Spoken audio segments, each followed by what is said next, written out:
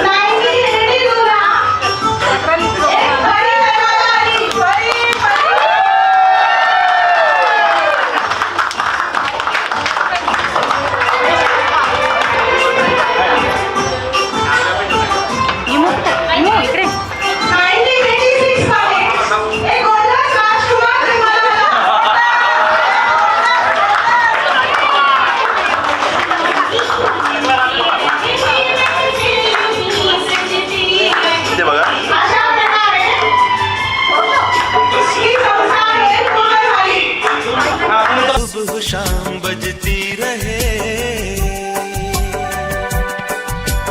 गले में महकता रहे प्यार भरी बाह कहाँ क्या कहना खिल खिल चेहरों से आज घर है मेरा गुल गुलजार क्या कहना कधी आर्थिक अडचणी कधी आरोग्याच्या समस्या पण या दोघांनी एकमेकांचा हात घट्ट धरून प्रत्येक संकटावर मात केली त्यांनी दाखवून दिलं की प्रेम म्हणजे फक्त बोलणं नाही प्रत्येक क्षणी एकमेकांसोबत खंबीरपणे उभं राहणं आणि हा प्रवास त्यांनी आपल्या सर्वांसाठी एक प्रेरणा स्रोत बनवला या सुंदर जोडप्याला पुढील आयुष्यासाठी आनंदी निरोगी आणि प्रेमळ असे पुढचे नेक्स्ट इयर्स यांना जावं यासाठी आपण सर्वांनी मिळून त्यांना शुभेच्छा देऊया आणि देवाकडे प्रार्थना करूया तर प्रार्थना करण्यासाठी मी काकांना आमंत्रित करते श्री मार्कसराव पगारे दादा आणि सौ कुसुमबाई मार्कसराव पगारे ताई यांच्या 50व्या लग्न वाढदिवसासाठी आपण एकत्र जमलो आहोत आणि विशेष म्हणजे श्री मार्कसराव पगारे दादा यांनी वयाची 75वी नुकतीच झालेली आहे खरं तर हा दुग्ध शर्करा योग आहे म्हणून आपण या उभयतांना परमेश्वराने आत्तापर्यंत सांभाळलेले आहे इथून पुढेही परमेश्वराने त्यांना सांभाळावे म्हणून आपण सर्वजण परमेश्वराची उपस्तुती व प्रार्थना करणार आहोत रे गा गा स्तुती गान प्रभु रायाचे गा गुणगान वसुंदरे गा गा स्तुती गान प्रभु रायाचे गा गुणगान प्रभु सामोरी हर्ष भरे या भाव भरे त्यान मन करा तोची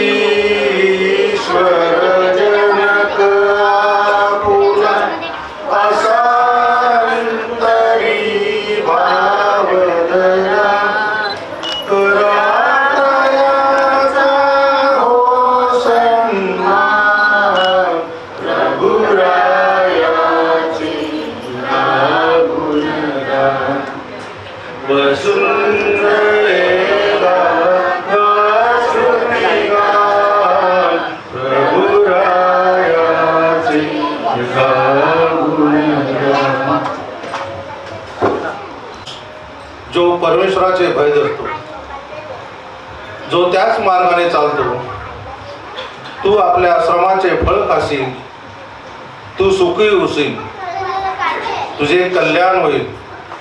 तुझ्या माझघरात तुझी स्त्री जणू काय द्राक्षाच्या सफल वेल्यासारखी होईल. तुझी मुले तुझ्या मेजासोबती जैतुनाच्या रोप्यासारखी होतील. पहा, परमेश्वराचे भय धरणारा पुरुष याप्रमाणे आशीर्वादित पावे. परमेश्वर सियोनातून तुला आशीर्वाद देवो आणि तुझ्या आयुष्याचे सर्व दिवस यरूशलेमाचे कल्याण तुझ्या दृष्टीस पडो.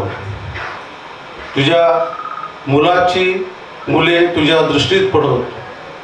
इस्रायलात शांती असो.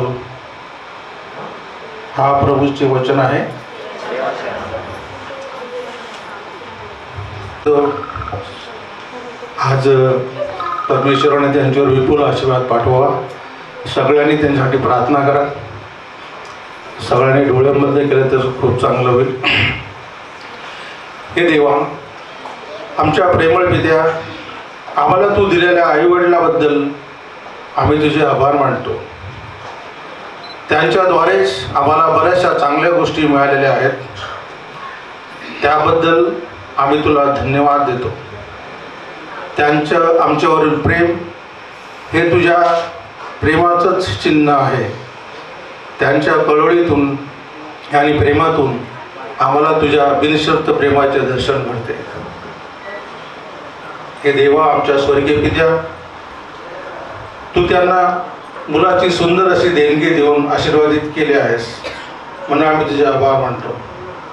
त्यांच्या कुटुंबरूपी बागेतील त्या सुंदर फुलाबद्दल आम्ही तुला मनोमन धन्यवाद देतो.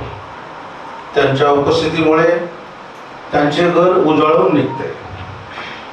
असं भवितव्य परमेश्वरा तुझ्या हातात आहे म्हणून आम्ही तुझ्याकडे प्रार्थना करतो.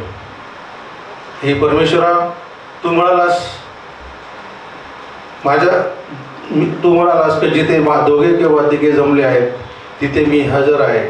आणि परमेश्वरा, या प्रार्थनेमध्ये तू हजर असशील असा आमचा विश्वास आहे. या उभयतासाठी परमेश्वरा पुन्हा प्रार्थना करतो, त्यांना चांगले आरोग्य आणि दीर्घ आयुष्य दे. परमेश्वराचा आशीर्वाद आपणावर व आपल्या कुटुंबियावर सदोदित राहून आपल्या सर्व मनोकामना पूर्ण हो ही मी विनंती करतो. परमेश्वरा, इथे जमलेल्या प्रत्येकावर तुझा आशीर्वाद पाठव. मरिया माते, तुझ्या मध्यस्थीने परमेश्वराकडे प्रार्थना करतो. जे आमचे सर्व पाहुणे मंडळी आहेत त्यांचं येणं सुखरूप केलंस, तसंच वापस जाणंही सुखरूप कर आणि तू करशील असा आमचा विश्वास आहे. शेवटी हे प्रभू परमेश्वरा, जीवनाच्या प्रवासात तू त्यांच्याबरोबर राहा. कौटुंबिक जीवनाचं सुख समाधान त्यांना सदैव मिळत राहावं. कुटुंबातील सर्वांनी त्यांना पाठिंबा द्यावा, सहकार्य करावं. आज्ञाधारकपणा आणि खरेखुरे प्रेम देऊन त्यांच्या मनोकामना व योजना पूर्ण कराव्यात आणि त्यासाठी झटावे आणि त्यांना मदत करावी. म्हणून हे पवित्र मारिया, त्यांच्यावर तुझा आशीर्वाद पाठव. मुलीवर, जावई, सुनांवर आणि नातवांवर तुझ्या प्रेमाचा आणि आपतेष्टावर तुझ्या प्रेमाचा वर्षाव कर. हे परमेश्वरा, एक चांगलं कुटुंब म्हणून त्यांना आतापर्यंत सांभाळस. इथून पुढे त्यांना प्रार्थनेत ठेव आणि हे कुटुंब असंच परमेश्वराच्या आज्ञेखाली राहो आणि या कुटुंबावर कसलंच संकट किंवा संकलन काय वाईट गोष्टी होऊ देऊ नकोस ही विनंती परमेश्वरा तुझ्याकडे करतो.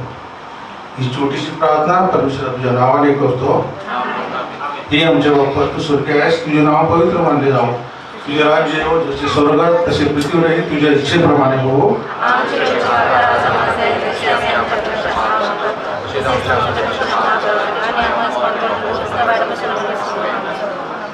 जमो हे कृपा पूर्णवाले प्रभू तुझ्या ठाई आहे. धन्य तू स्त्रियांमध्ये आणि धन्य तुझ्या उदराचे फळ येशू.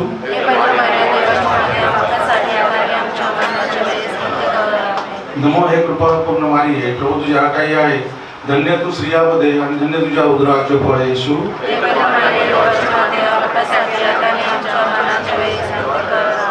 नमो हे कृपा अपूर्ण मारी प्रभू तुझ्या ठाई आहे धन्य तुझ्या स्त्रियामध्ये आणि धन्य तुझ्या उदराचे फळ येशू.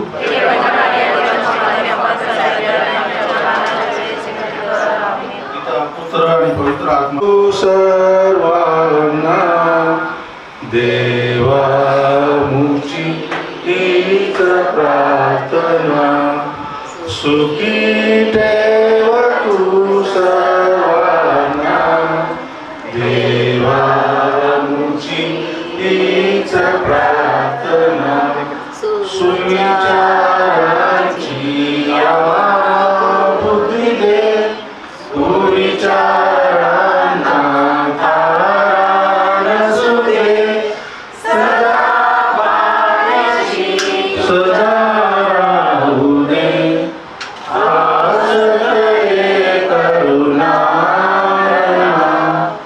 देवा मुची हीच प्रार्थना सुखी ठेव तू सर्वांना देवा मुची हीच प्रार्थना. जय ख्रिस्त. खूप सुंदर काका. बात के साथ स्तुति गाऊंगा हे यीशु मेरे खुदा उपकार तेरे बेशुमार कोटि कोटि स्तुति धन्यवाद धन्यवाद के साथ स्तुति गाऊंगा हे यीशु मेरे खुदा उपकार तेरे बेशुमार कोटि कोटि स्तुति धन्यवाद सेवा योग्यता से बढ़ के दिया है अपनी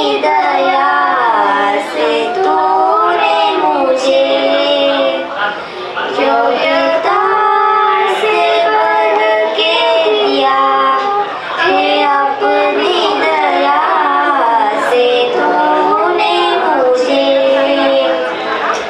मांगने से ज्यादा मिला मुझे आभारी हूँ प्रभु मैं मांगने से ज्यादा मिला मुझे आभारी हूँ प्रभु मैं धन्यवाद के साथ स्तुति गाऊंगा हे यीशु मेरे खुदा उपकार तेरे है बेशुमार कोटि कोटि स्तुति धन्यवाद.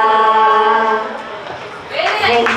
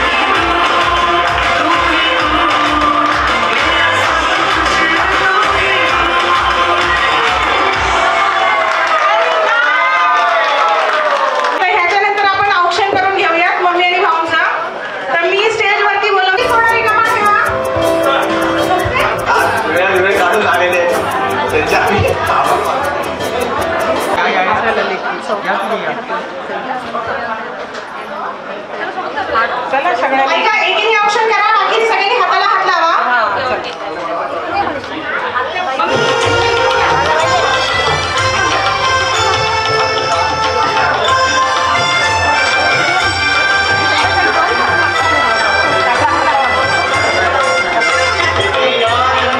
आणि यांच्यानंतर सगळ्या सुनांनी पुढे यायचं आहे.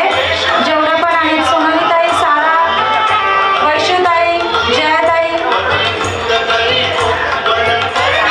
नेक्स्ट त्याच्यानंतर सगळ्या सुनांनी रेडी राहायचं आहे.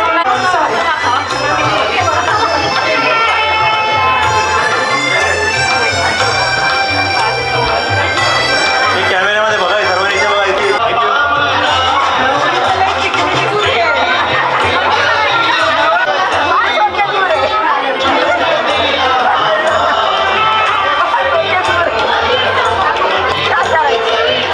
हात आनंद आहे.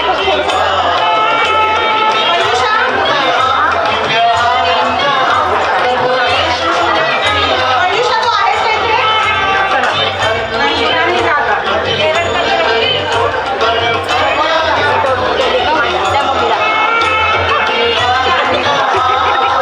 इकडे बघा फोटो.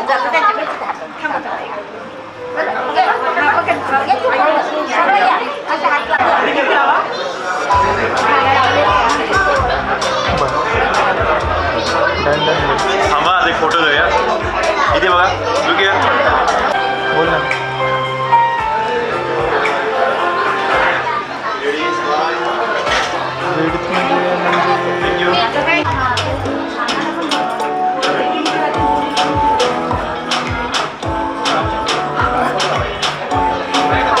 औषधानंतर आता आपण पारंपरिक पद्धतीने mummy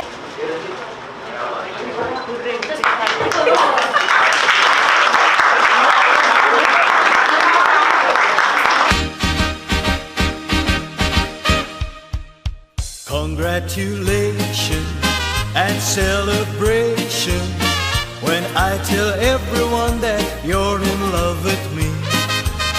Congratulations and jubilation.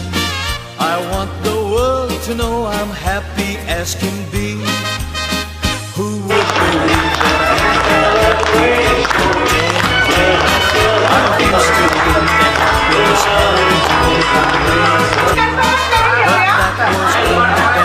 Days before,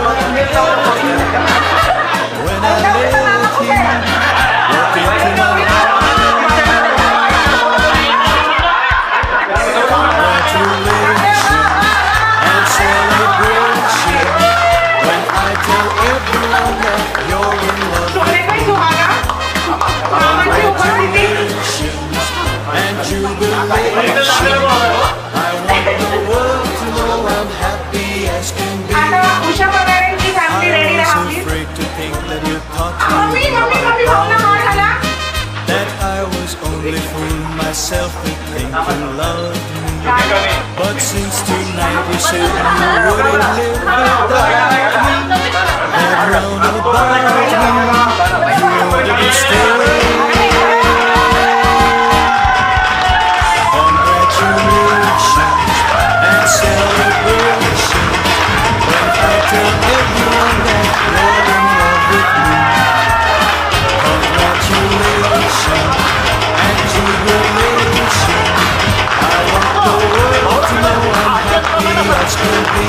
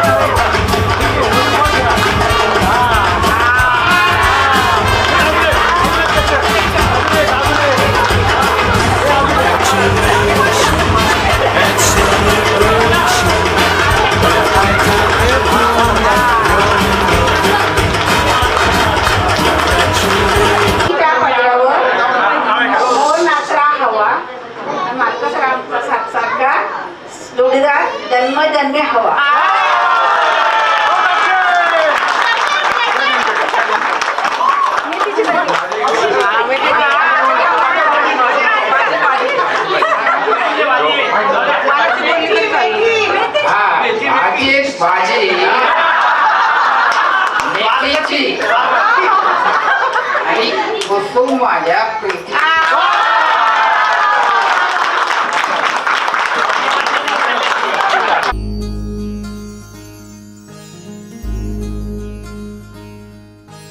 मायेच्या हळव्या स्पर्शाने खुलते नात्यांच्या बंधात झुंबून लहरते.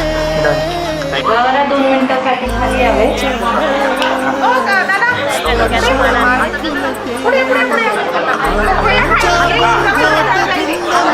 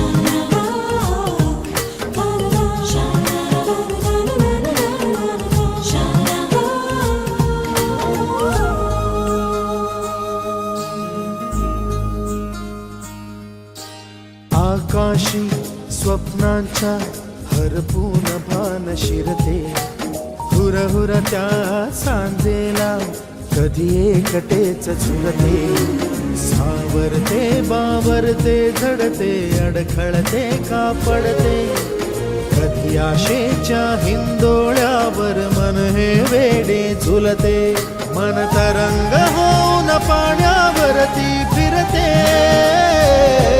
अनक्षणात फिरून आभाळाला भिडते मन उधाण वाऱ्याचे गुज पावसाचे का होते बेभान कसे गैवरते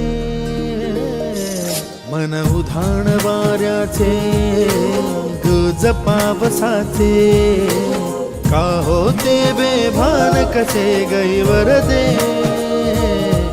मन उधाण वाऱ्याचे.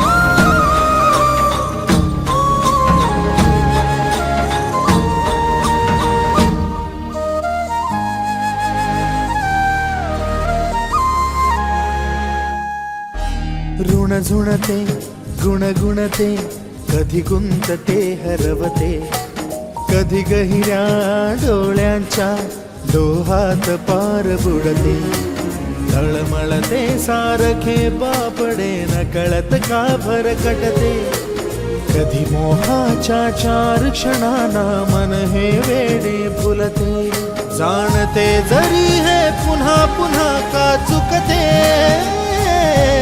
भाबडे तरी भासांच्या मागून पडते मन उधाण आजोबा म्हणजे नातवाचा पहिला दोस्त नंतर लाख आले तरी पहिल्या दोस्ताची सरणी आणि नातू आजोबाचा शेवटचा दोस्त त्याच्यानंतर दुसऱ्या दोस्तांची गरजच नाही म्हणजे मी तुझी सुरुवात आणि तू माझा शेवट. आजी आपल्या प्रत्येकाच्या आयुष्यातील एक हळवा कोपरा. आजी म्हणजे नातवाला जीवापाड जपणारी आईच.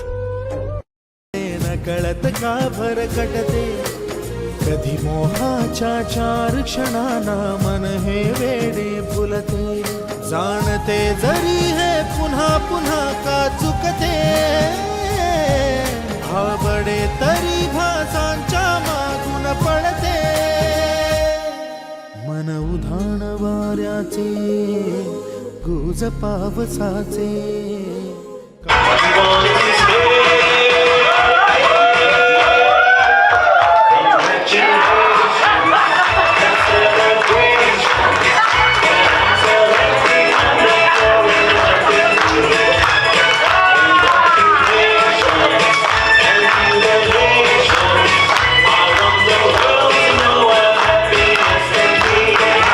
That's a photo click.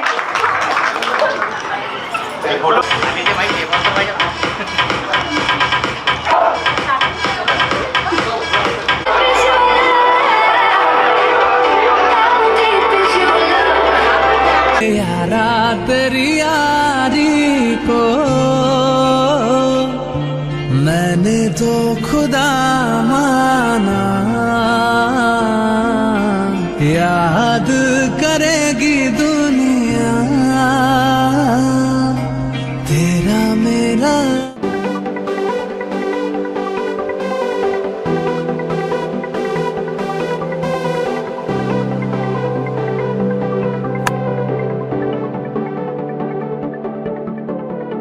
लाव के कडक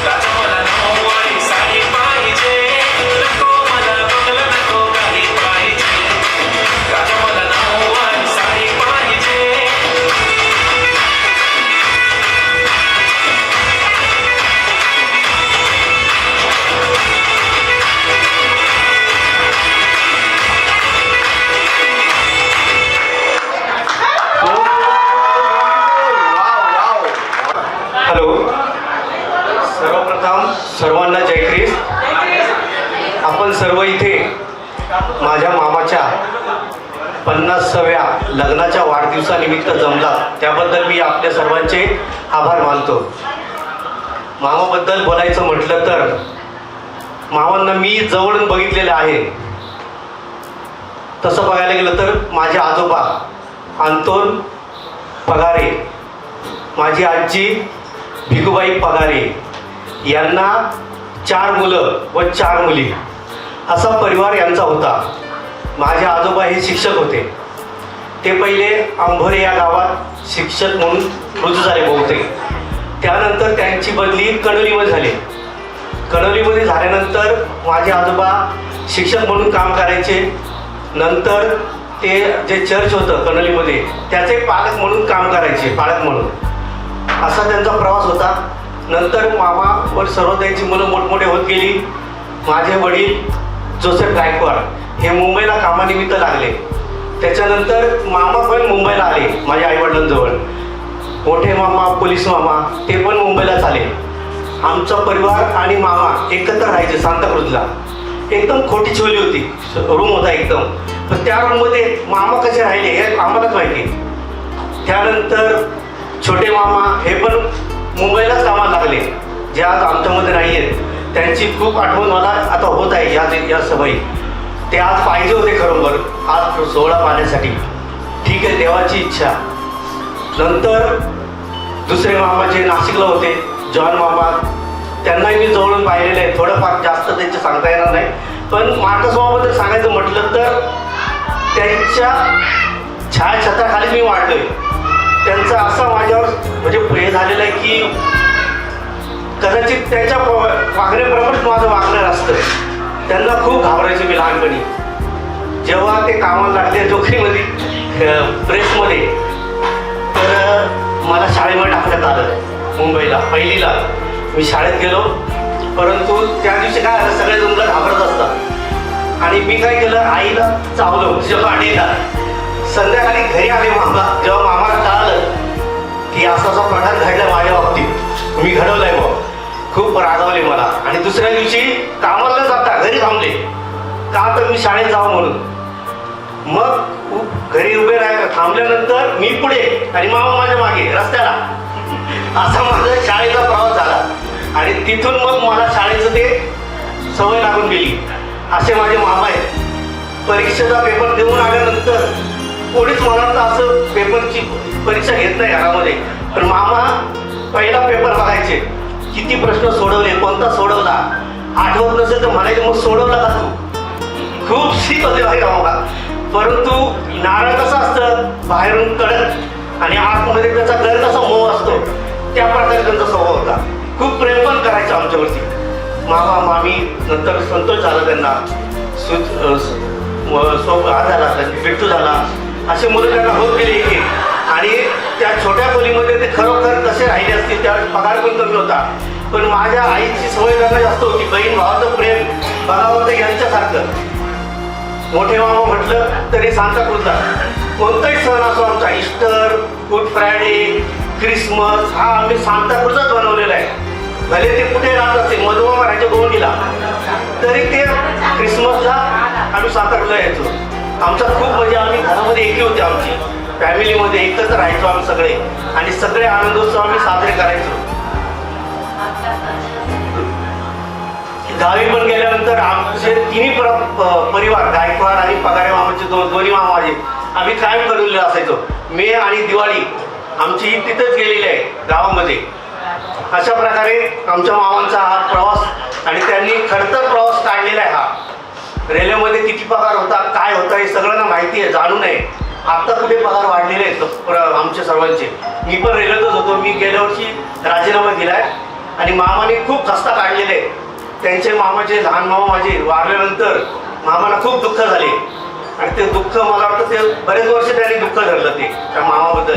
त्यांचा परिवार पण त्यांनीच लहानाचा मोठा केला आहे, हे पण मी बघितलेलं आहे. खरोखर मामाने जेवढं केलं तेवढं कमी आहे. या मामासारखे मामा मिळणं कठीण आहे. मला तरी, मी तरी सांगतो, तुम्हाला आठवत असेल नसेल, जे छोटे छोटे होते सगळे, बबलू, स्वप्नील, सविता हे सगळे छोटे होते, पण मीच मोठा होता घरामध्ये. त्यामुळं मामांचं दुःख जे काय असेल किंवा काय ते मी जवळून बघितलेलं आहे. तर असे जे मामा आहेत, तर तुम्हाला मी जे काय असेल थोडक्यात सांगितलेलं आहे. दोघे बोलून मी माझे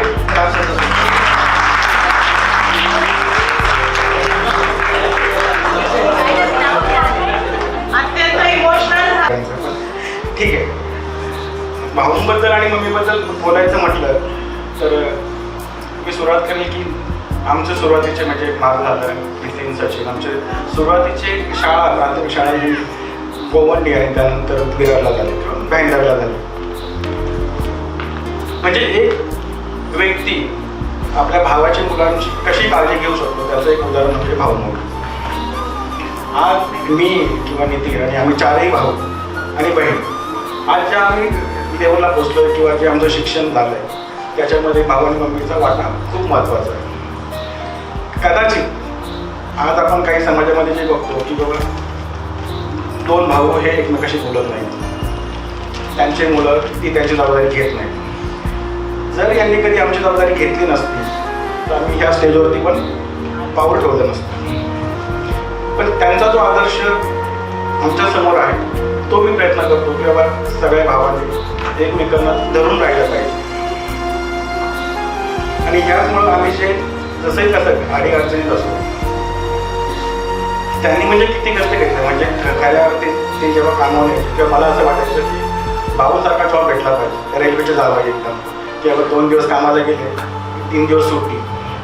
पण त्याच्यामागे त्यांची किती मेहनत होती ही कुणीच नाही बघितली. किंवा ट्रॅव्हलिंग किती आहे, भाईंदर ते महालक्ष्मी तिथून येणं, तिथली अंगमेहनतीचं काम त्यांनी ज्या प्रकारे केलं. आणि जवळजवळ 9 कुटुंब म्हणजे 9 मुलांचा कुटुंब त्यांनी सांभाळलं. त्यावेळेस सॅलरी किती असेल माहिती. कदाचित त्यावेळेस जर मम्मी म्हटली असते की बाबा नाही तुम्ही पैसे जपून वापरा तर हे कदाचित हॉटेल माणसं असतं. एवढे पैसे त्यांनी खर्च केले आणि ते अजूनही करतायत. कोणी त्यांच्याकडे मागितले तर अजूनही त्यांच्याकडे किती बॅलन्स आहे मला माहीत नाही. पण आता मी विनंती करेन की बाबा तुम्ही तुमचं कुटुंब बघा, तुम्ही स्वतःची तब्येत बघा. आम्हाला तुम्ही आता लहानचं मोठं केलं आहे, आम्ही आमच्या पायावर उभं राहिलो आहे आणि तुमचा आशीर्वाद आमच्यावर राहू द्या जेणेकरून आम्हीही तुमच्यासारखं होत जावं. किंवा देणाऱ्याने देत जावे, घेणाऱ्याने घेत जावे. ठीक आहे, आता किती द्यायला जमीन माहीत नाही पण आम्ही तुमच्या भावाला पाहून ठेवून चालायला प्रयत्न करतो. ठीक आहे, लग्नापासून म्हणजे लग्नापर्यंत आता किस्सा म्हणजे माझ्या लग्नात सांगता येईल. म्हणजे भाऊनी कधी त्या लग्नाला नकारही दिला नाही किंवा स्वतःहून कधी होई म्हटले नाही की बाबा तू हे कर. पण माहीत होतं की हे माहीत होतं की ते पाठीमागे आहे. म्हणजे लग्नाच्या वेळेस भाऊ मम्मीने आले पण त्यांनी पप्पू आणि बहिणी आले, भाऊने आले किंवा नाशिकच्या पप्पांना त्यांना माहीत नव्हतं. पण त्यांचा जो आशीर्वाद होता किंवा जेव्हा मी आजारी पडलो कोणी व्यक्ती कोणाच्या भावाच्या मुलासाठी जो दवाखान्यात ॲडमिट झाला आहे दुसऱ्या दिवशी भाऊ तिथं होते. म्हणजे ते एकटे नाही आले, ते मम्मीला घेऊन आले, ते आईला घेऊन आले, अक्कांती पण तिथे. म्हणजे तिथे दवाखान्यामध्ये पेशंटपेक्षा आपले गजलोपती जास्त होते. आणि सेम हे सुप्रियासाठी पण झालं. असं कोणी आता नाही करत. म्हणजे आता समजा मला जायचं म्हटलं की बाबा सुप्रियाचं कोणी आजारी आहे किंवा तिकडे जायचं तर मला नाही जमत जायला. जमतं बाबा माझं काम आहे. आता लोक वेळ मारून येतात पण त्यांच्या वेळेस तसं नव्हतं. आणि थँक गॉड त्यांनी तसं नाही केलं. त्यांचे उपकार त्यांचे मानावे तेवढे उपकार. हॅलो, त्यांचे मानावे तेवढे उपकार थोडे आहेत. आणि पगारांचे मुलं फारसे कोणाला लवकर थँक्यू किंवा आभारी असं म्हणत नाही. आणि माझी खूप इच्छा होती की मी भावना कधी त्याच्यावर बसून म्हणावं तुम्ही एवढं काही जे केले आमच्यासाठी तुमचं मी आभारी आहे.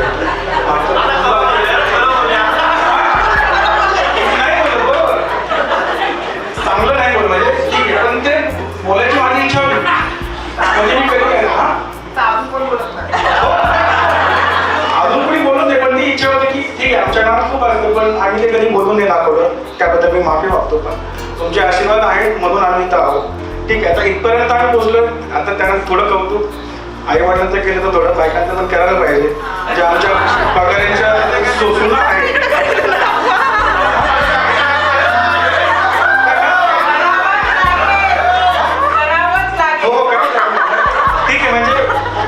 आई वडिलांचं कौतुक झालंय तर बाबा बायकांचं पण कौतुक करायला पाहिजे. त्यांना असं वाटतं की बाबा हा कधी हे चांगलं झालंय किंवा हे वाईट झालंय ते सांगत नाही.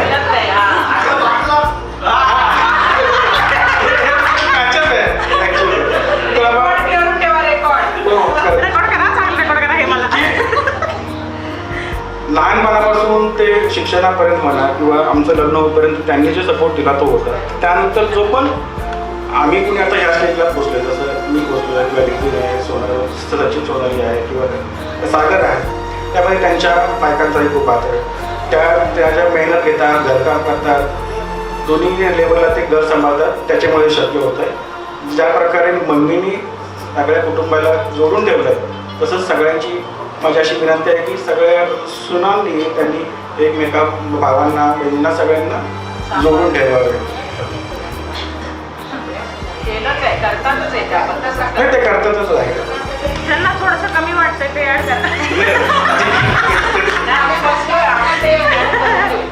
आणि एक छोटासा किस्सा मला सांगायचा वाटतो की बाबा ज्यावेळेस माझे वडील म्हणजे अण्णा जेव्हा हॉस्पिटलमध्ये होते, ॲडमिट होते, म्हणजे मग ते 8 तासामध्ये भाऊ आणि मी आता मुंबईहून आले होते. कदाचित जर ते वेळेवर पोचले असते तर आज अण्णा येत असते. त्यांची वेळ चुकली, बाकीचं पुढचं तुम्हाला माहिती आहे. आणि असाच प्रसंग त्यांनी आपल्या इथे काही अजून 4-5 जण आहेत की जे नदीच्या पाण्यामध्ये बुडाले होते. ते म्हणजे बुडाले म्हणजे त्याच्यामध्ये संजय पगारे आहेत, विजय पगारे आहेत, प्रकाश गायकवाड आहेत. म्हणजे एक प्रकारे हा व्यक्ती तुमच्यासाठी जीवनाचा आशीर्वाद घेऊन आलेला होता. त्यावेळेस जर त्यांनी पाण्यात उडी मारली नसती तर आज इथे 5 जण पण कमी झाले असते. म्हणजे त्यांचे फोटो पण इथे दिसले असते. पण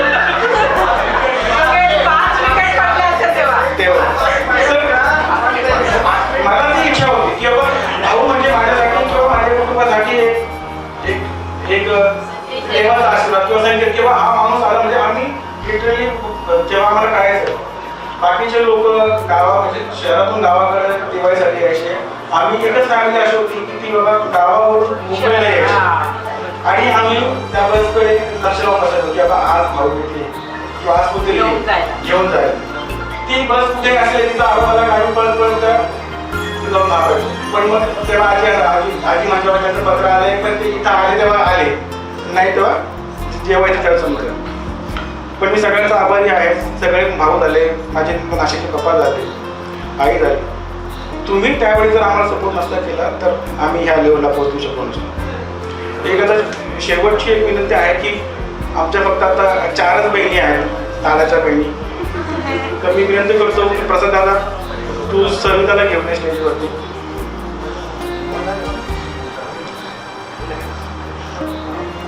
तू जाणार सतीश किंवा संतोष वगैरे मनीषताईला घेऊन ये आणि सगळे भाऊ, कारण की आता आमच्या ह्या दादाच्या एवढ्या 4 बहिणी राहिलेल्या आहेत. विजयदादा किंवा बाबूदादा डॉलीला घेऊन ये. नानूदादा तू मीनाताईला घेऊन ये.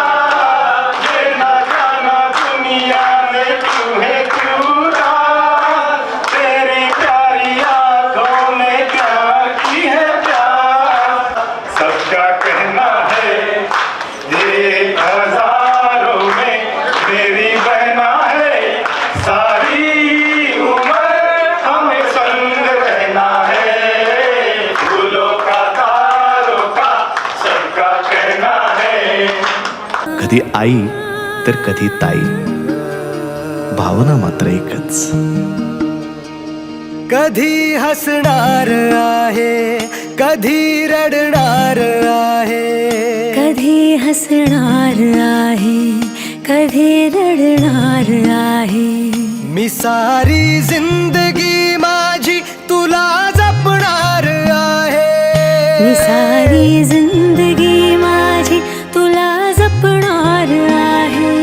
मी सारी जिंदगी माझी तुला जपणार आहे. आणि बाळेश्वर चरणी व पवित्र माऱ्या चरणी विनंती करतो की त्यांना दोघांना सदैव काळ खूप खूप आशीर्वाद द्यावा, खूप सुखी ठेवावं आणि त्यांना खूप चांगलं आरोग्य द्यावं. तसेच अंकल यांनी वयाची 75 वर्ष पूर्ण केली.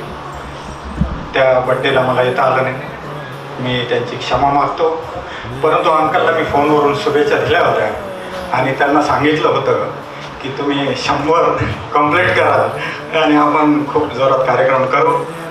आजही त्यांना त्याच शुभेच्छा दिल्या मी दोघांना की इथे आपण हॅपी ॲनिव्हर्सरी बघितलं, इथे दोघांसाठी आपण 100 लवकरच बघूया, ईश्वर चरणी प्रार्थना करूया.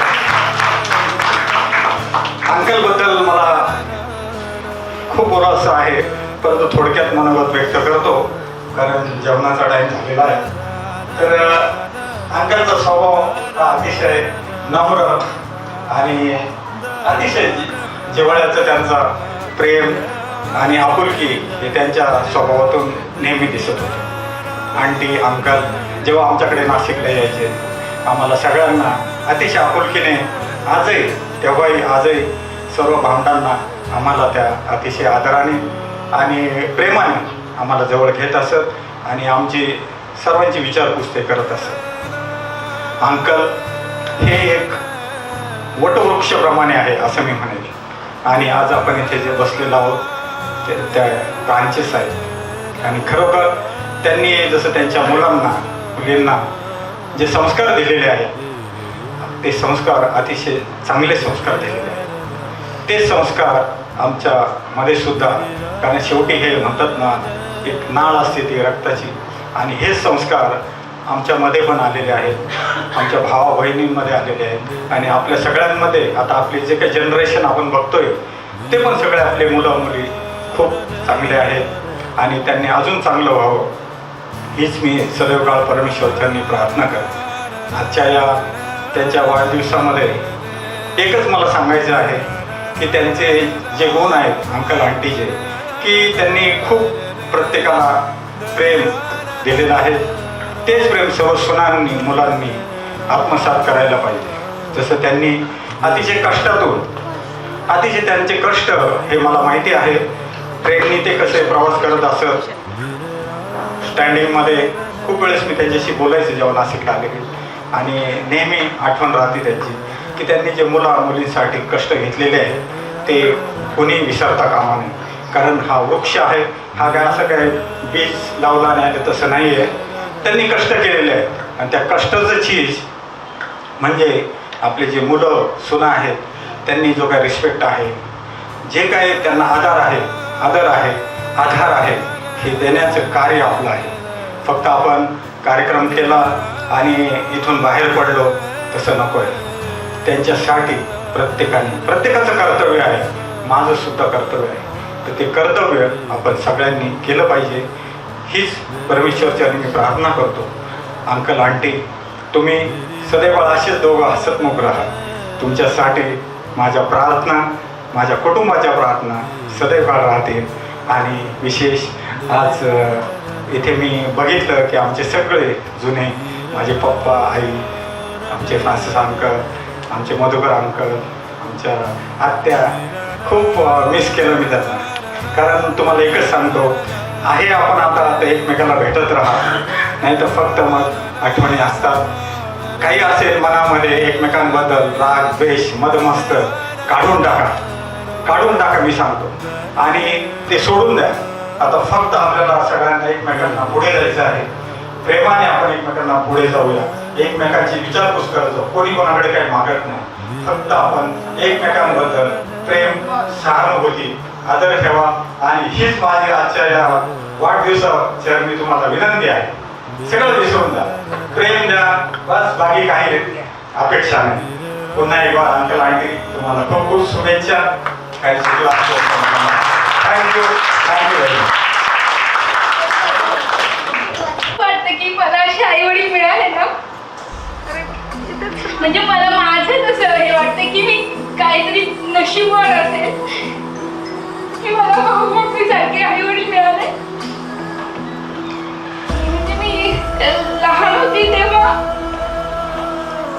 जास्त करून भाऊंसोबतच राहायची. उठता बसता फक्त त्यांच्याजवळच. आणि घरात सगळे म्हणजे हे बाकीचे जे मोठे होते त्यांना नेहमी असं भाऊला मी हे सांगेन, भाऊना मी ते सांगेन, तू मस्ती केली तर. पण मला असं वाटायचं हे सगळे का घाबरतायत भाऊंना. भाऊंना तर मी घाबरतच नाही, कारण मी तर त्यांच्या बाजूलाच बसते, त्यांच्या सोबतच जेवते. सतत कुठे जायचं तर भाऊंचा हात पकडून जायचं. मग ह्यांना का भीती वाटते एवढी. आम्ही बांद्राच्या यात्रेला जायचो नेहमी वर्षातून एकदा. तिथे असं खूप पायऱ्या असतात चढायला. तर नेहमी असं भाऊंचं असं सांगणं असायचं की बोट सोडायचं नाही माझा, हरवशील. आणि बोट जर सोडलंस तर लगेच पोलिसांच्या इथे जायचं, तिथे तुझं पूर्ण नाव सांगायचं आणि तिथून हलायचं नाही, कोणाशी बोलायचं नाही. मग असं वाटायचं की असं कधी होईल.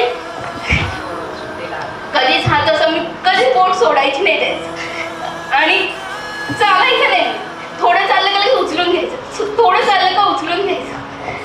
असं ते उचलण्याच्या सवयीने तर मला किती दिवस चप्पल कोणत्या पायात घालायची ते पण कळायचं नाही, कारण चालायचंच नाही ना. 4थी 5वी पर्यंत तसंच होतं. म्हणजे नुसतं भाऊ भाऊ भाऊ. बाजारात जायचं तर येते का चल, तिथे काय क्रिकेट मॅच असायच्या, कळत नाही तरी भाऊ चाललेत ना म्हणून मग जायचं. मग भाऊंचं खूप त्यांना क्रिकेटच्या टाळ्या एकदम, पण ते टाळी वाजवतात मग मी पण वाजवायची. कळत नाही कोण काय करतंय, फक्त बॅट बॉल चाललंय बस. म्हणजे मला असं वाटायचं की हा भाऊच माझं सगळं जग आहे. गावाला गेलं की एवढे पाहुणे असायचे तर असं बघायचं कुठे भाऊ दिसतायत का, हा तिथे बसलेत का माणसात. आणि मी तेव्हा लहान होती, माझ्या बरोबरीचं तर कोणीच नसायचं, तर ते तिथे जाऊन बसायचं. त्यांच्या त्या गप्पा वगैरे फक्त ऐकायच्या. मम्मीला शोधायचं म्हटलं का हा ती गेली खोडके आणायला, ती येईल. हा, आणि त्या मुद्दाम गपचूप जायच्या. मावशी मम्मी आई गपचूप जायचं, तळूने जायचं. कारण मी बबलू आणि नितीन आम्ही असे आसपास सेम वयाचे होतो. मग अक्का म्हणायच्या येणार आहे, आता येणार आहे, येणार आहे, कधी येणार कधी येणार. हा येणार आहे, तोपर्यंत तुम्ही खाऊन घ्या पिऊन घ्या. मग 2-2.5 तासांनी ते यायचे. मग परत त्यांचे काम. म्हणजे मला असं वाटतं मला त्यांच्यासोबत वेळ घालवायला मिळाला नाहीये.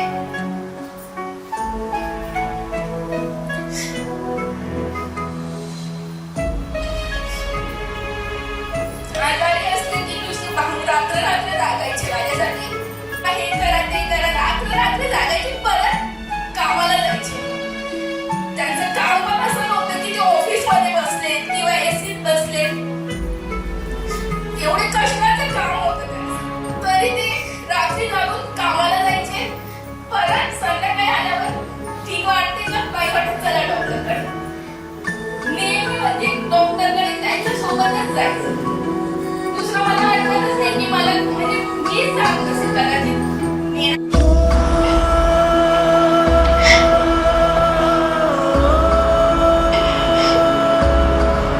आजारी असले की नुसतं भाऊ रात्र जागायचे माझ्यासाठी. त्यांना असं अँटीबायोटिक्स घेतलं खूप घाम येतो, तर त्यांना ते घामात हवा नाही लागली पाहिजे.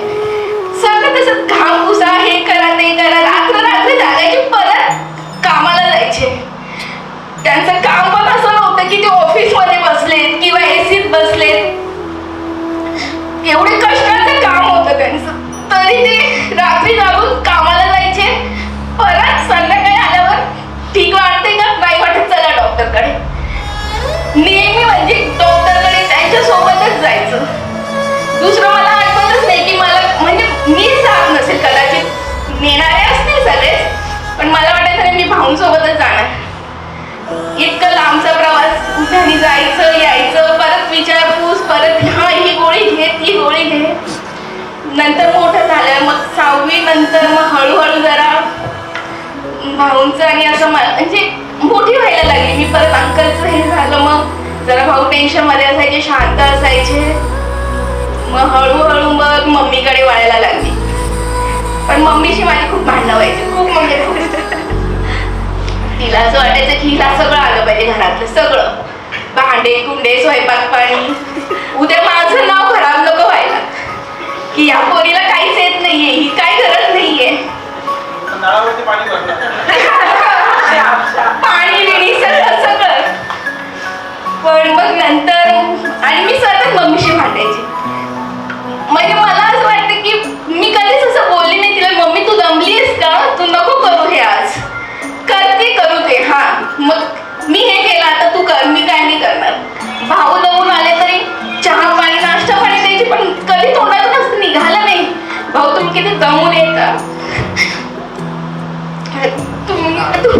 तुमचे हातपाय दुखतायत का. कधी असं मी त्यांना डोक्यावर हात फिरून म्हटलं नाही की आज खूप काम होतं का काय. हळूहळू असं म्हणजे लांब लांबच होत गेलं. मग कधी लग्नाचं वय झालं आणि लग्न असं वाटतं की ते माझं एक दिवस लक्षातच नाहीये.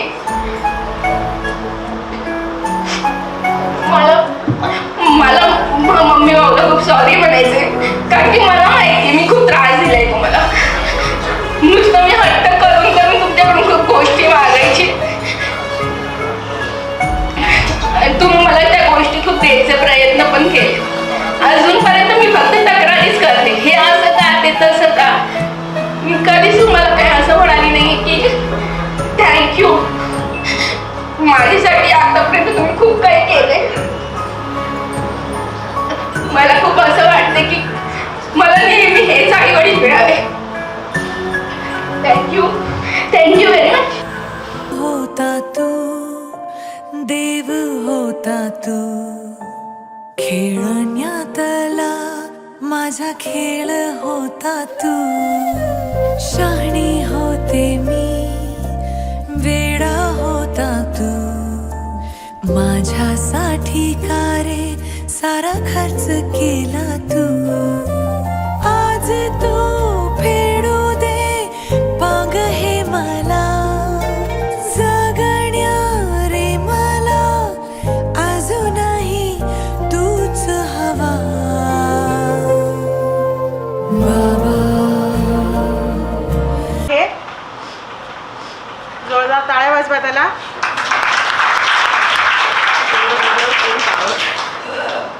तुझी आबाळा इतकी माया, तू ममतेची ग छाया. तुझी आबाळा इतकी माया, तू ममतेची ग छाया. साधी बोळे माझी आई, कृपेची ग तू सावली. साधी बोळे माझी आई, कृपेची ग तू सावली.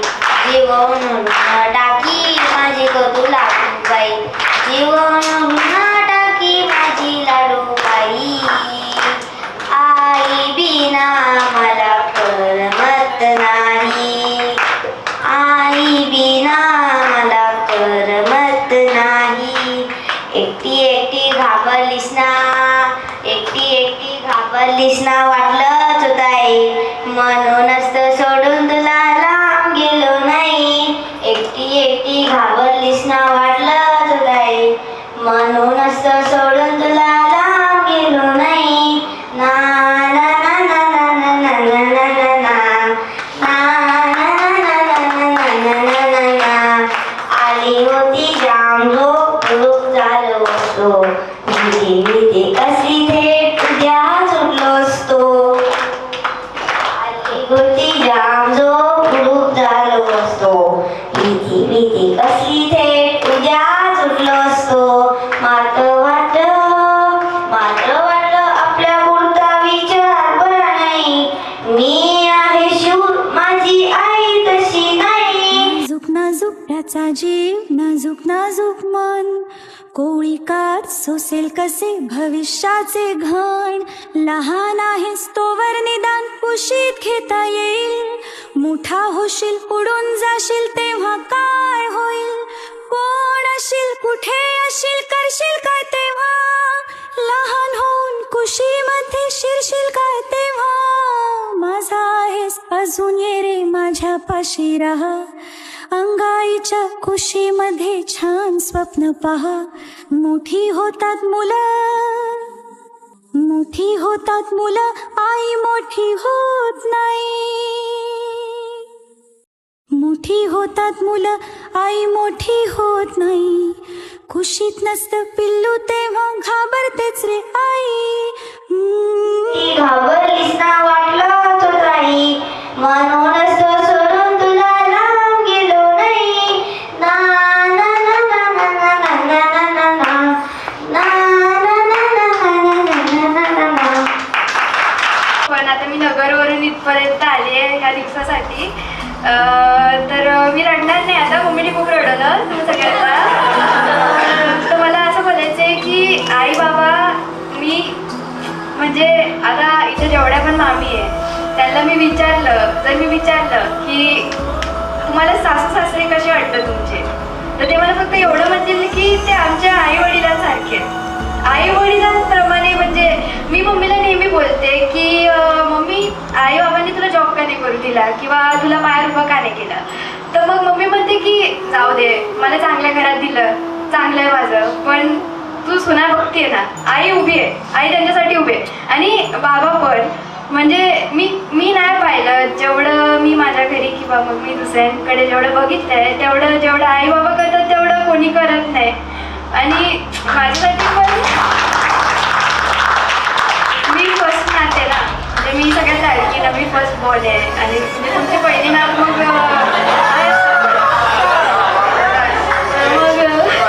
त्याच्यामुळे मी तर स्पेशलच लहानपणापासूनच एकदमच लाडकी. मग जर हा दिवस नसता तर मी कधी बोलून नाही दाखवलं असतं की आई बाबा I love you so much, तुमच्या एवढे बेस्ट आहे म्हणून मला नाही भेटले असते कधी. म्हणजे मी एक्सप्रेस नाही करू शकत. मागच्या वेळेस तुम्ही आले होते आमच्याकडे तर मी बोलले नाही जास्त. मला खूप वाईट वाटलं. मम्मी पण मला खूप ओरडली की ते परत येणार आहे का. पण आता मी आज मी बोलणार की आई बाबा मी सॉरी, माझं चुकलं, पण मी परत नाही करणार. तुम्ही खूप चांगलं, जेवढं लाड तुम्ही करता तेवढं कोणच नाही करणार. जीव पुन्हा उमलून येई, कानी येते हाक जेव्हा आई आई आई आई आई आई आई आई आई आई.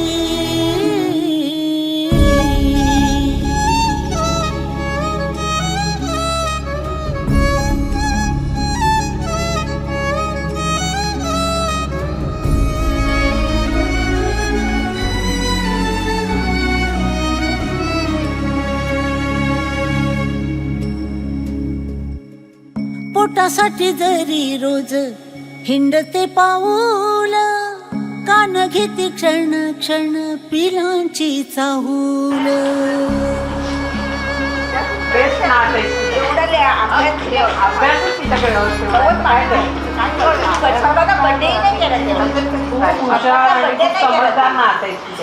त्यासाठी थँक्यू आहे बाबा, I love you so much.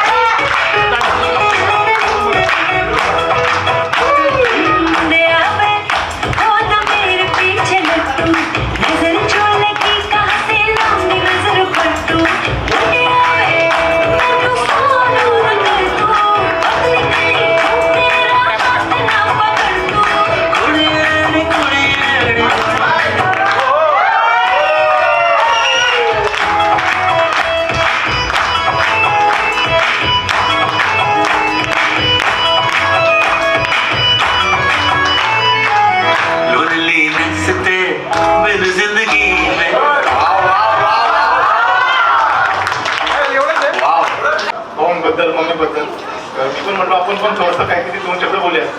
जास्त बोलणार नाही मी, कारण मला तेवढी सवय नाही बोलायची. सगळं आपले फॅमिली मेंबर्स आहेत सर्व. इतक्या वर्षानंतर आपण सर्व एकत्र आलेलो आहोत. सर्वजण आपण इथे जमलेलो आहोत ते खास कार्यक्रमासाठी. 50 वर्ष भाऊ मम्मीच्या जगण्यात आपण साजरे करतोय. ही खूप मोठी अचिव्हमेंट आहे त्याच्यासाठी. कारण मी हे सांगू शकतो, कारण माझ्या लग्नाला 11 वर्ष झालेत. ह्या 11 वर्षांमध्ये काय झेललेलं आहे ते सर्व त्या 13 वर्ष झाले.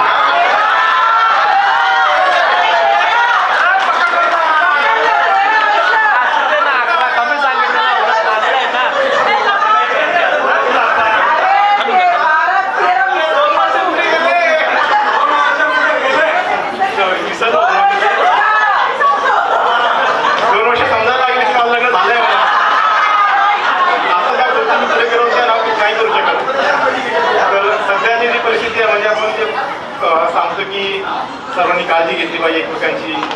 प्रत्येक गोष्ट सांगायची गरज भावना कधीच लागत नाही, किंवा त्यांनी जे काही दाखवण्यासाठी की ते तुमची काळजी करताय त्यांच्या वागणीतून त्यांचे जे दैनंदिन जीवनामध्ये जे आपण बोलतो ना की ही गोष्ट केलीच पाहिजे असं तुम्हाला सांगायचं पाहिजे, ते सांगत नव्हते, ते करून दाखवायचे. की असं आम्ही जेव्हा लहानपणापासून बघतो की काही गोष्टी ते करायचे की सर्वांचे एकत्र येऊन सण साजरे करणे, भावन सगळे म्हणजे बहिणीच्या घरी जाऊन क्रिसमस किंवा दिवाळीच्या सणाच्या वेळेस सर्वजण एकत्र जायचो.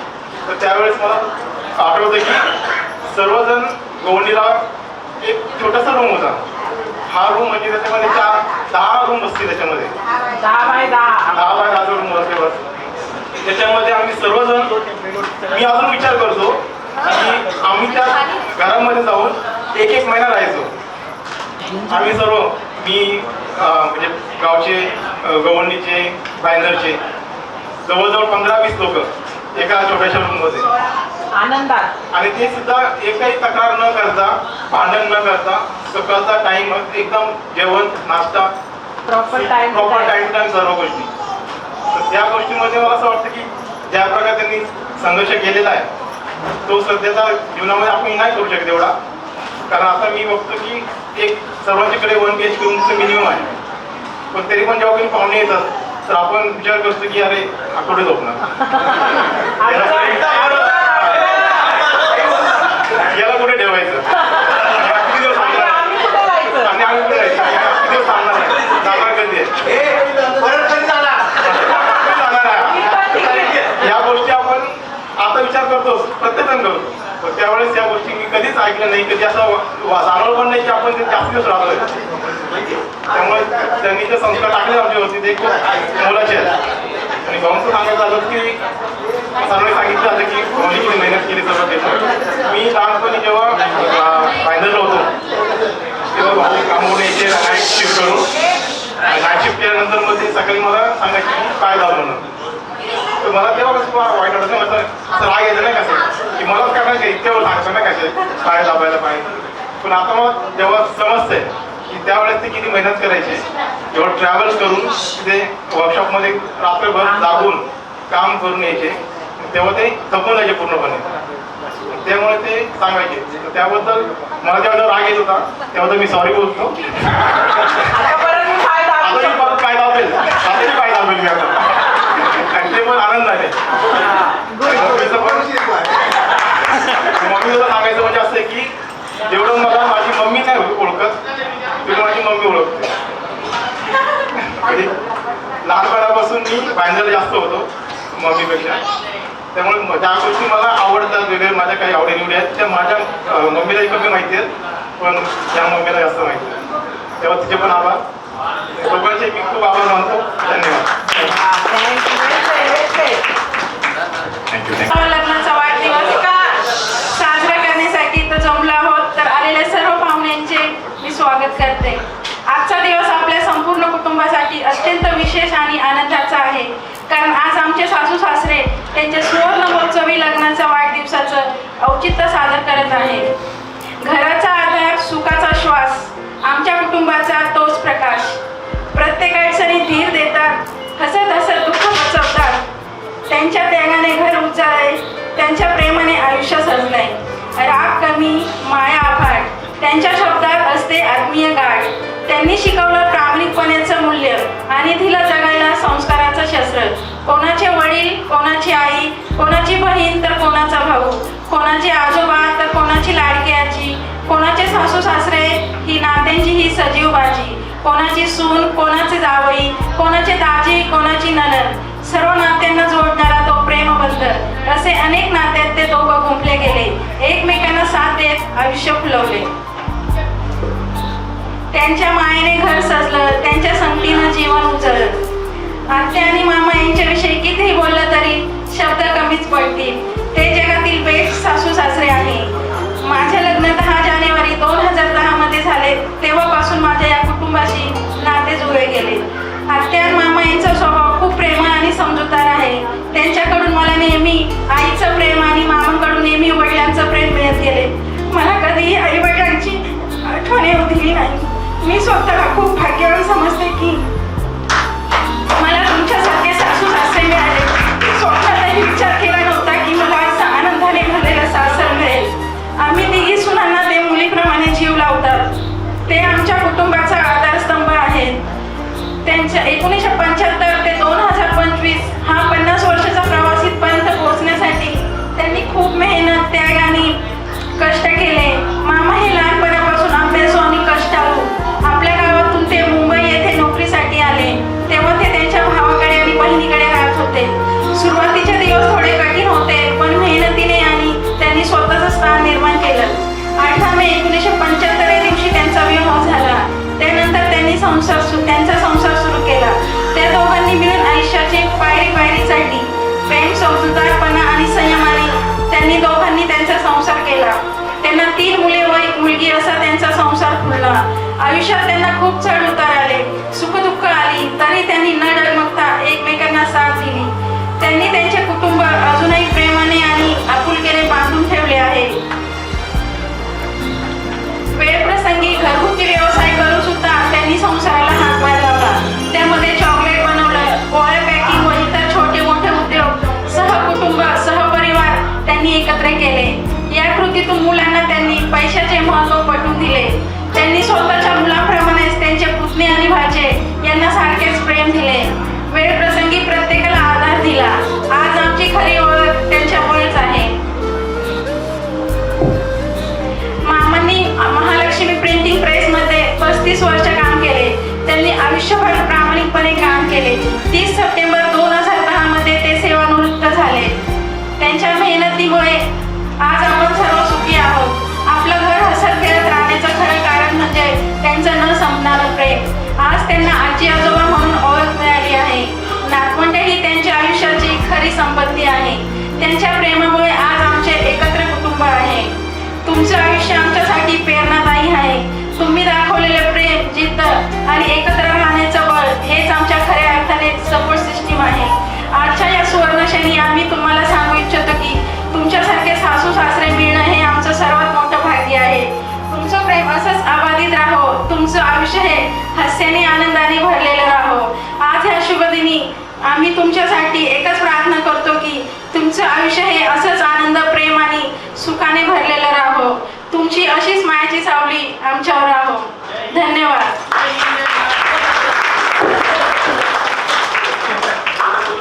पण झेप कमी पडते. कितीही कर्तृत्व गाजवा, झेप कमी पडते. खूप उंचावर गेलो आपण तरीही, खूप उंचावर गेलो तरीही आईच्या कडेवर आईनी कडेवर घेतल्यावर आपली उंची वाढते.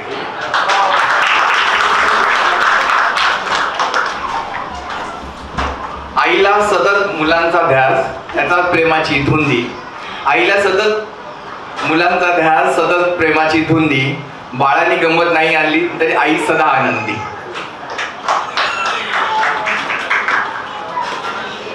आपण पहाटे उठलो आणि आई दुपारी, असं कधी घडलंय? आपण पहाटे उठलो आणि आई दुपारी, असं कधी घडलंय? आपल्या आधी जेवायचे ताट आईने कधी वाढलंय? सगळंच ते मग काय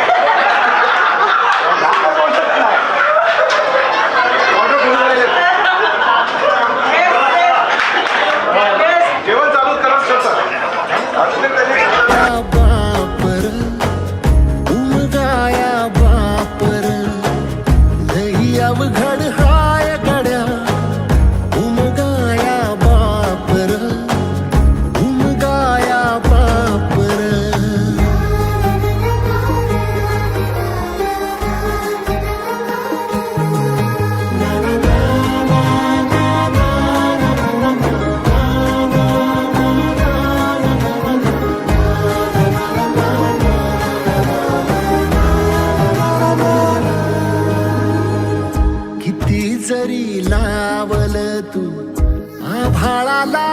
जात, चिंता तुझी मुक्कामाला त्याच्या काळजात, वाचतेच्या डोळ्यातली कधी कासाविशी, तुझ्या पायी राबानवी हाय त्याची खुशीर, हाय त्याची खुशी. घडीभर तू थांब जरा, ऐक त्याची धापर, लई अवघड हाय गड्या उमगाया बापर, उमगाया बापर, लई अवघड हाय गड्या उमगाया बापर, उमगाया बापर.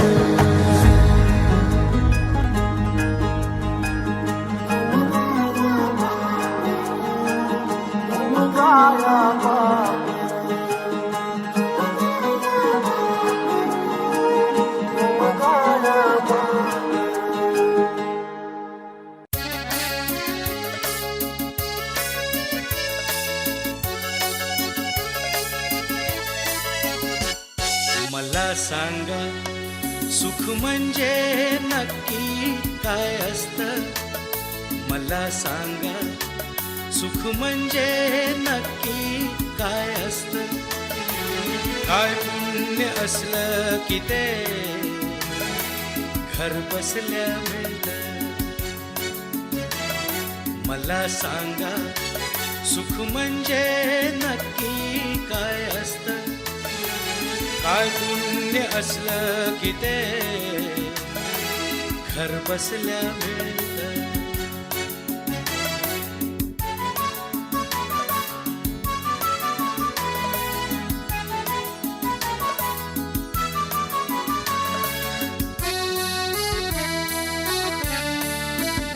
दान घेता नाही झोळी हवी रिकामी, भरता भरता थोडी पुन्हा वाढलेली.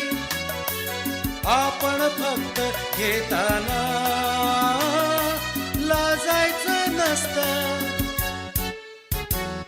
मला सांगा सुख तुम्ही सगळेजण आज आमच्या 50व्या लग्नाच्या वाढदिवसानिमित्त इथे आले, आमच्या आनंदात सहभागी झाला, म्हणून मी सर्वांचे आभार मानतो. आणि मलाही 75 वर्ष पूर्ण झाले आहेत आणि आमच्या लग्नाचे 50 वर्ष पूर्ण झालेले. या दोन्हीचं एकत्रच प्रोग्राम मिळून आला आहे, त्यामुळे देवाचे मी आभार मानतो की आम्ही आणि आमचा संसार चालू झाला.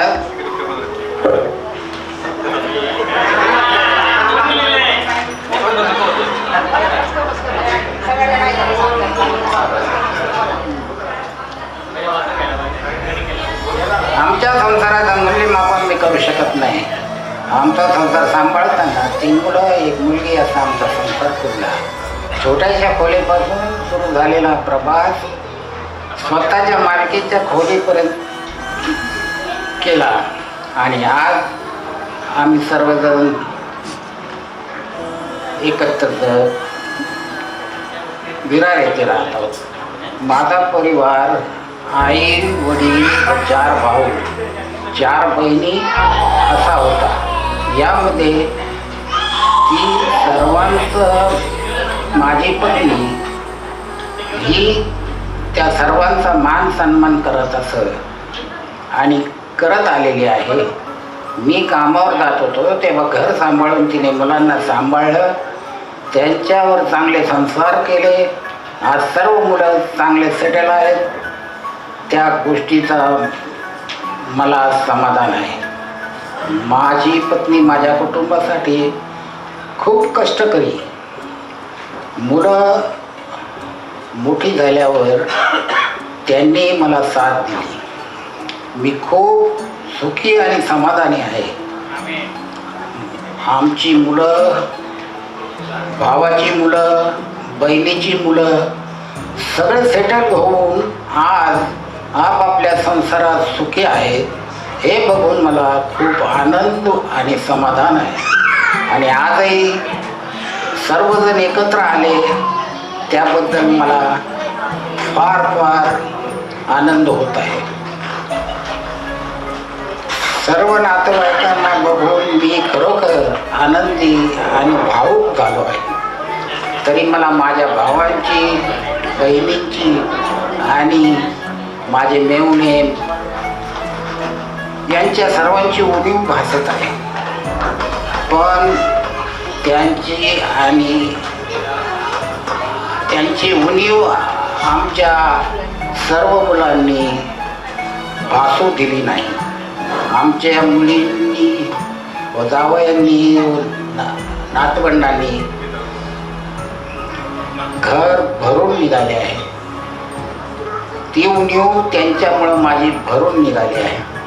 मला माझ्या बहिणी आणि भावाने आणि मेवणे यांनी माझ्या संसाराला भक्कम आधार दिला आणि माझ्या पत्नीने मला आत्तापर्यंत माझ्या सुखदुःखात आणि आनंदात साथ दिली आहे आणि उरलेले पुढील आयुष्यातही साथ देईल अशी मी परमेश्वराकडे प्रार्थना करतो. पगारे फॅमिलींचे आणि नाव राखले आहे. आम्ही दोघे खूप समाधानी आहोत. हे श्रेय सुनांना व मुलांना देत आहे. तसेच मला माझे मेवणे राजेश मंतोडे व जॉन मंतोडे यांचाही पाठीशी ते लोक सदैव माझ्या पाठीशी उभे राहिले. मी शेवटी एकच सांगतो की पत्नीचा आदर करा, त्यांचा सन्मान करा, त्यांना मान द्या आणि हे सगळं व्यवस्थितपणे पार पाडा. तरच ह्या सुखी संसाराची खरी गुरुकिल्ली आहे. ही खरी पुन्हा तुम्हा सर्व लहान थोरांना धन्यवाद व छोट्यांना आशीर्वाद व बाय बाय, टाटा.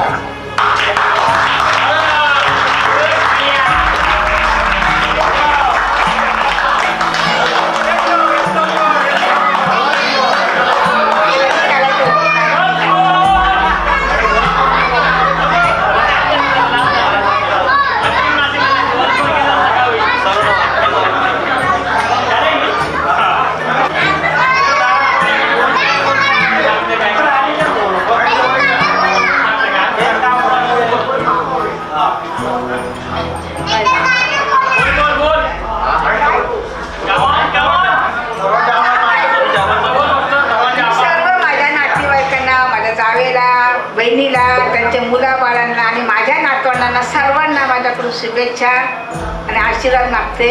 आणि माझ्या प्रोग्रामाला इतक्या धावत पळत आले. नाशिकहून अंबरनाथला गेले, अंबरनाथहून इकडे धावत आले. तसेच बाईची फॅमिली रात्री हॉटेलला थांबून माझ्यासाठी लेकरं बाळे घेऊन आले. त्याच्यामुळे मला खूप आनंद वाटतो आणि माझ्या श्रेय कष्टाचं फळ भेटलं मला. एवढं म्हणून मी प्रोग्राम होता आणि याची नजर आपल्याला पुन्हा लागू नये आणि आपले हे गोड परिवार हे सदैव गोड राहू अशी माझी ईश्वरचरणी प्रार्थना आहे. आणि हे आपण वारंवार करू आणि छोटीशी नजर मनाने हृदयाने आपली मम्मी आपली काढते. तर मम्मी आपली नजर काढणार आहे. माझ्या देवा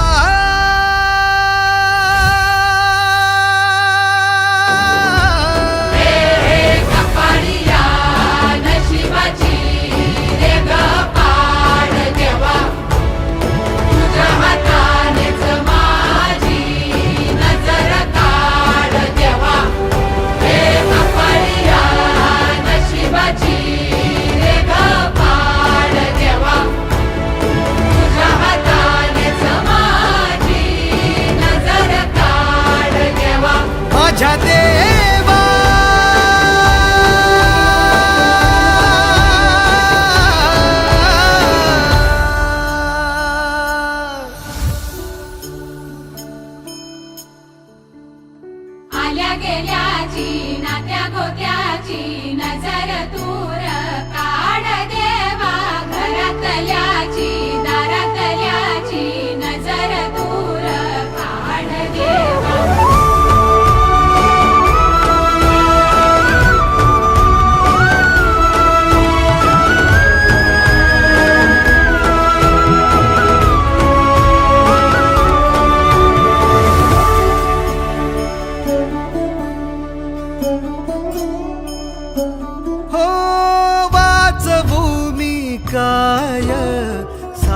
झालं खाक साठवूनी काय राख ही हातात वेदनांची थाप आठवांचा शाप प्रेम का हे पाप समजेना वचनांचा पाचोळा उरला उन्हात भटकतो बाण बाण मनातल्या मनात माझ्या देवा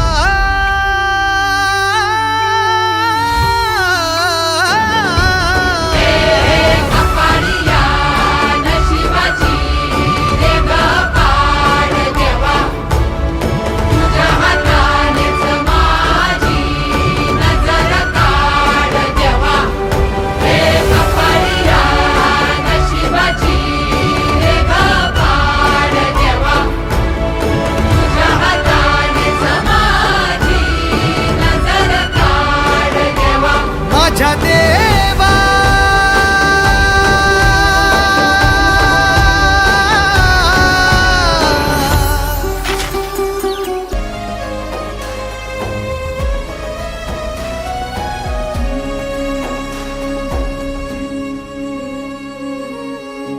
खळखळनाद हसायचा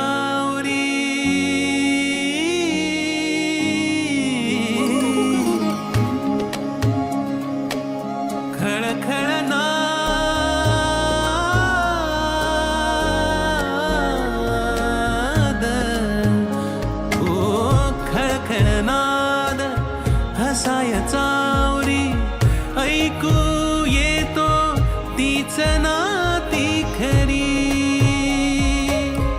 ऐकू येतो तीच नाती खरी जखमा घेऊन किती अंतरी जखमा घेऊन किती अंतरी हुंकर घालती तरी एकमेकांवरी राजवाडे नको महाल भरजरी सुखाची लागे इथेच गोड भाकरी घर भरलेले मन भरलेले घर भरलेले मन भरलेले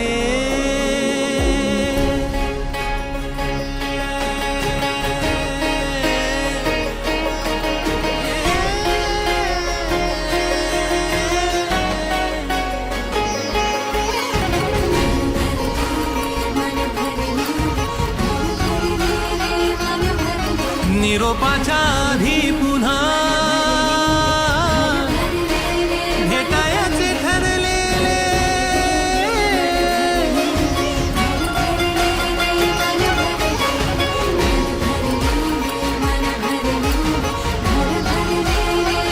हसऱ्याच्या गालाखाली आसू बिसू पुसलेले घर भरलेले मन भरलेले घर भरलेले मन भरलेले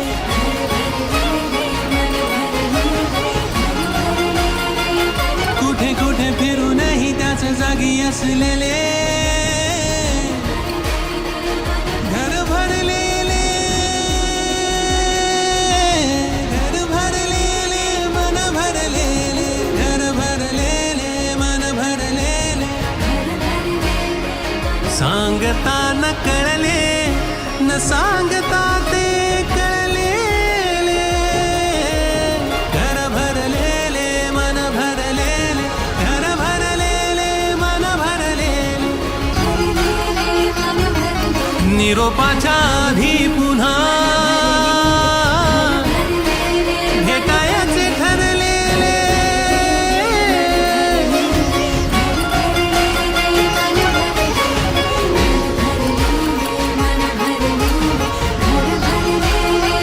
हसऱ्याच्या गालाखाली सुपुसलेले घर भरलेले मन भरलेले घर भरलेले मन भरलेले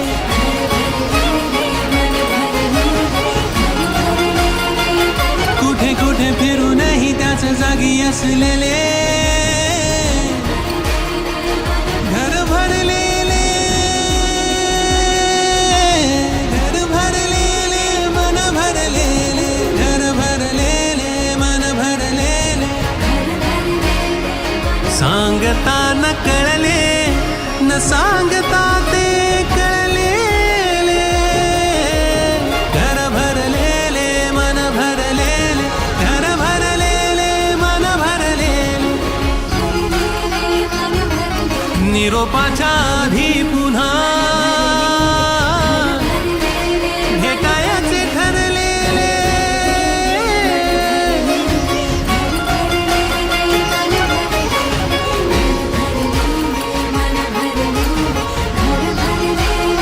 हसऱ्याच्या गालाखाली आसू बिसू पुसलेले घर भरलेले मन भरलेले घर भरलेले मन भरलेले